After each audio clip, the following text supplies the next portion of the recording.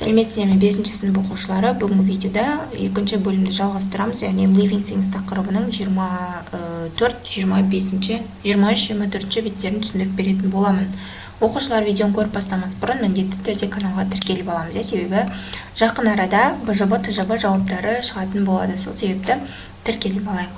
Ендеше сабақты бастаймыз. Exercise 5, 5-ші жаттығу, listen and repeat, тыңда және қайтала дейді.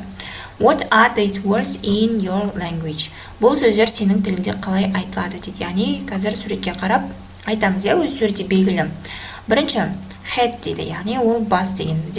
Келесі, nose, бұл мұрын, ear, құлақ, arm дегеніміз білек, mouth cheek дегеніміз бұл сақал, мұрт, bird дегеніміз бұл сақал, келесі, knee дейді, тізе, leg дегеніміз аяқ, ankle дегеніміз бұл тобық, келесі foot дегеніміз тоже аяқ, келесі lips ерін, mouth дегеніміз ауыз, teeth дегеніміз тіс, face дегеніміз бұл бет, келесі hand қол, hair дегеніміз шаш, eye дегеніміз көз.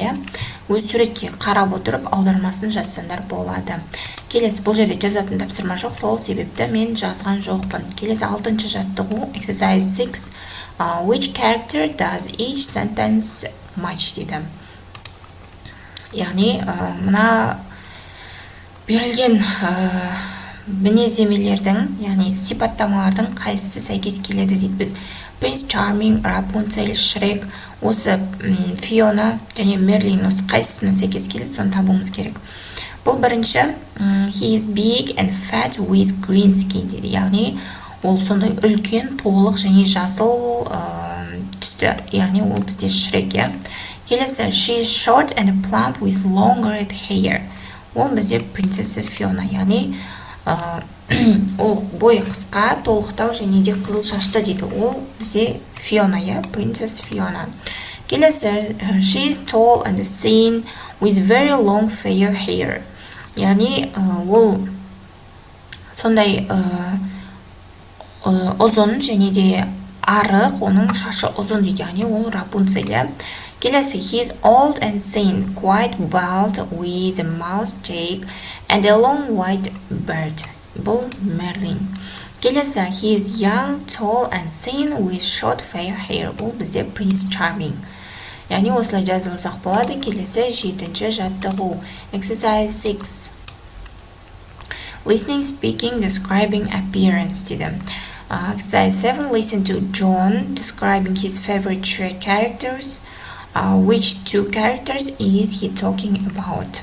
Яғни, 7-ші жаттығуда Merlin and the Princess Fiona десек болады. Тыңдалымды тыңдаймыз және де жауап береміз. Келесі 8-ші жаттығу, exercise 8, present Shrek 3 characters to the class. Яғни, Shrek 3-шісі бар ғой, Shrek'тің соны сипаттап сыныпта айтуымыз керек.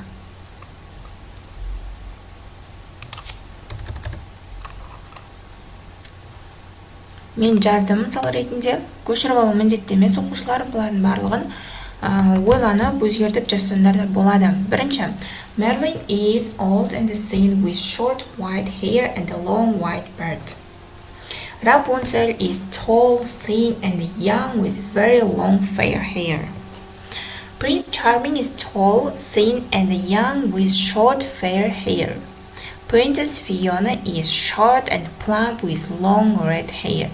Shrek is big and fat with green skin деп осылай кейіпкерлерді сипаттасақ болады.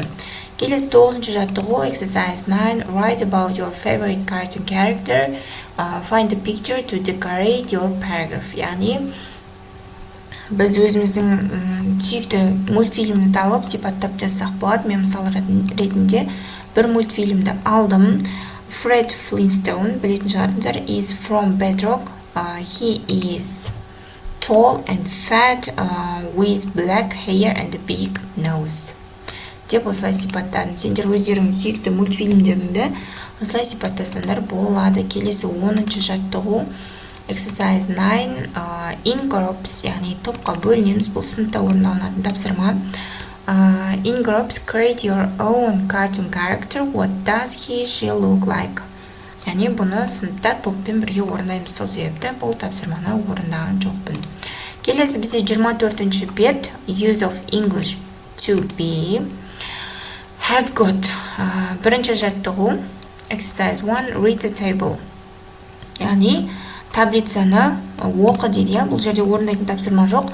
Бірінші have got дегенімізді ажыратып алайық. Have got дегеніміз бұл менде бар деген сөз. Менде бар емес, жалпы бар деген сөз. I have got болса менде бар, яғни таблицаны оқу барысында түсінетін боламыз. Affirmative деп бұл болымды, negative болымсыз, interrogative бұл сұраулы сөйлем, and short answers дейміз, қысқа жауап беру. Affirmative, you have got short hair. He, she, it has got short hair. Яғни болымды болымсыз сұраулы және де оған жауап түрінде берілген екен. Келесі екінші тапсырма fill in дейді. Have, has, or haven't, or hasn't got дейді. Яғни мына бос орындарды have, has немесе hasn't got, haven't got пен толықтыр дейді. Бірінші Queen Amidala and the Princess Leia have got long brown hair. They are haven't got дейміз blue eyes. Екінші Luke hasn't got a beard. Luke'тың сақалы жоқ дейді.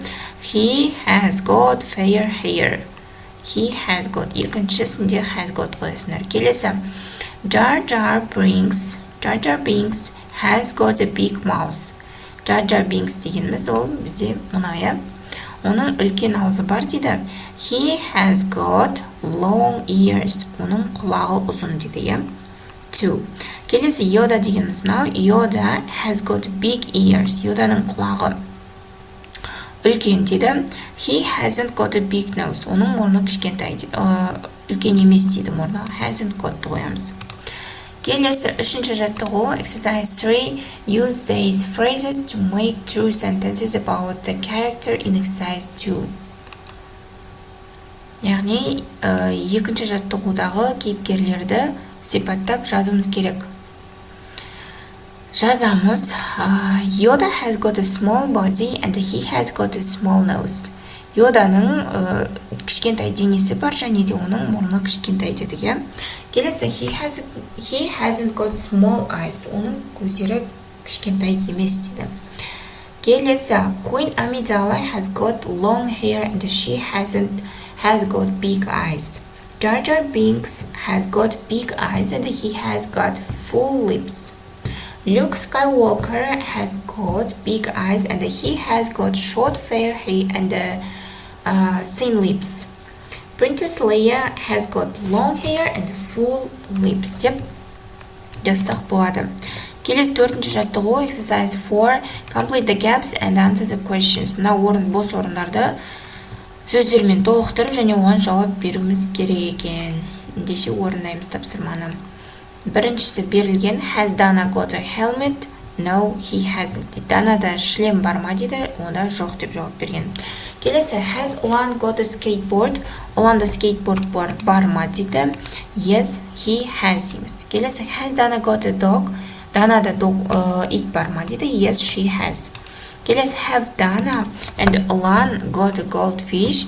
Дана мен Уланда алтын балық бар ма дейді. Yes, they have дейміз. Have Dana and Ulan got scarves? No, they haven't дейміз. Яғни осылай жазып шығамыз оқушылар. Келесі 5-ші тапсырма, exercise 5. Look at exercise 4. Ask and answer question to find out what your partner дейді. Яғни 4-ші жаттығуды досыңмен рөлге бөліп айт дейді. Have you got a guitar? Yes, I have. Have you got a digital camera? No, I haven't. деп жазамыз. Яғни осындай кішігірім диалог. Келесі Арман has got guitar, gloves, basketball and trainers. He hasn't got a digital camera, a skateboard, and helmet or a dog.